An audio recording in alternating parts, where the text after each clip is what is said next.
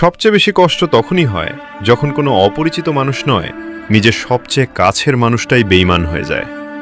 যাকে বিশ্বাস করে নিজের সব কথা বলেছিলে, যার জন্য রাত জেগে অপেক্ষা করেছিলে, যার মুখে হাসি ফোটানোর জন্য নিজের কষ্ট লুকিয়েছিলে, একদিন সেই মানুষটাই তোমাকে ভুল প্রমাণ করে চলে যায়।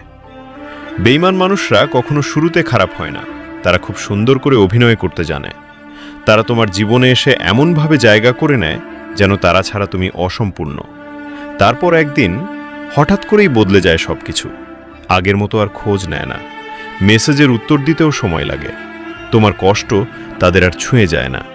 তুমি কাঁদলেও তারা ব্যস্ত থাকে অন্য কারো সাথে হাসতে। সবচেয়ে ভয়ঙ্কর ব্যাপার জানো কি? বেঈমান মানুষ কখনো নিজের ভুল স্বীকার করে না, উল্টো তোমাকেই দোষী বানিয়ে দেয়। তোমার ভালোবাসাকেই তারা অতিরিক্ত বলে প্রমাণ করতে চায়। কিন্তু জীবন একটা জিনিস শিখিয়ে দেয়, সবাইকে নিজের মন দিতে নেই। কারণ এই পৃথিবীতে কিছু মানুষ আছে যারা শুধু প্রয়োজনের সময় কাছে আসে, প্রয়োজন শেষ তাহলেই সম্পর্ক শেষ। তবুও একটা কথা মনে রেখো, কারো বেঈমানির কারণে নিজেকে বদলে ফেলো না। তুমি ভালো ছিলে, ভালো আছো, ভালোই থাকবে। কারণ সত্যিকারের মানুষ কখনো কাউকে ব্যবহার করে না।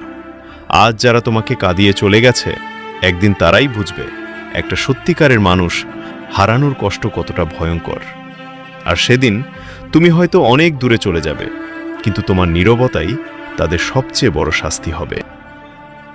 আর আমার নতুন অপ্রকাশিত শব্দ চ্যানেলটাকে অবশ্যই সাবস্ক্রাইব করবেন।